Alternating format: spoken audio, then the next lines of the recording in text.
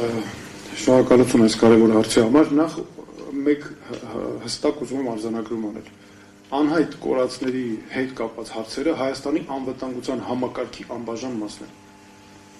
Այս հարցը քանի դեռ ունենք, Հայաստանի անվտանգության համակարգը լիարժեք չի գործում։ Մենք պետք է մի դեպք էլ ունենանք, պետք է հետևից միջև վրջ գնանք։ Մեկ դեպք էլ ունենանք, որտեղ դրա հետևը կանգնած է ոչ միայն մեր քաղաքացին,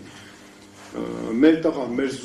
զինվորը, մեր հերոսը, այլ նաև ընտանիք է կանգնած, ճակատագիր է կանգնած, մարդկային տառապանք է կանգնած։ Եվ այստեղ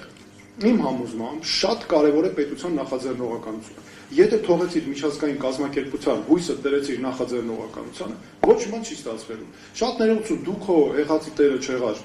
Ո՞վ է գալու մեզ այս բարդ աշխարհում աշխարհաքաղաքական շահերը ամենուրեն պաշտպանի։ Ադրբեջանը ակնհայտ է, չէ՞ որ բոլոր միջազգային կազմակերպությունների հետ աշխատում է։ Ամեն ինչ անում է, որ նրանք չմիջամտեն որևէ հարցում։ Ամեն ինչ անում է։ Մենք պետք է հետևից անընդհատ գնանք, չթողենք հանգարց մեկը փորձի այս հարցերը անտեսել։ Տեսեք, կոնկրետ օրինակ ասեմ։ Ամերիկայի Միացյալ Նահանգների հետ քննարկումները եւ նաեւ Վաշինգտոնում ստորագրված փաստաթղթերը։ Հայաստանը պետք է ամեն ինչ աներ, որպեսզի Ամերիկայի Միացյալ Նահանգները պարտադրեր Ադրբեջանի նախագահին, տեսնում եք, չէ՞ ոնց է վախենում Ադրբեջանի նախագահը Ամերիկայի Միացյալ Նահանգներից։ Պետք է ամեն ինչ աներ, որ պարտադրեր, որ ասեր հենց մի հատ գնացեք վավերացրեք այդ ՄԱԿ-ի կոնվենցիան ու կոմիտեն։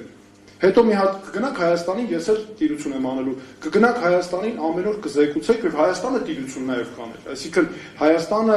կստանար վերահսկելու հնարավորություն, ոչ թե հույսը կդներ, չգիտեմ, ինչ որ մի հատ այս կամ այն հովանավորի եւ այլն, այսինքն միջազգային կազմակերպության եւ այլնի վրա։ Եվ մենք պետք է այստեղ շատ կարեւոր է, որ մենք նման հարցերում լինենք նախաձեռնողական ինքներս, որտեղ էլի եմ ասում, սա մեր անվտանգության համակարգի մաս է եւ անգամ մեկ դեպք էլ եթե ունենանք, մենք պետք է անպայման դա անենք եւ ակնհայտ է, որ Ադրբեջանը թաքցնում է, չէ՞, այս գործերը, այս մեր գործընկերները ասեցին ճիշտ եւ այդպես էլ կա։ Նրանք շահագրգռված չեն, որ որևէ դեպք բացահայտվի, որովհետեւ կամ օրինակ ինչու այդ պայմանագիրը չեն, միջազգային պայմանագիրը չեն վավերացնում, որը վերաբերում է բռնությամբ անհետացած անձանց իրավունքների պաշտպանությանը, որտեղ այնտեղ կա լրացուցիչ քրեական պատասխանատվության մեխանիզմներ, անընդհատ հարցերը զեկուցելու պարտավորություն, պետությանը ներկայացնելու հաշվետվություն եւ այլն։ Այլ իմ կարծիքով այսպես պետք է լինի եւ միջազգային կազմակերպությունները ինչքան է որ նախաձեռնողականություն ունենան, պետությունը հասարակական կազմակերպություններով կլինի,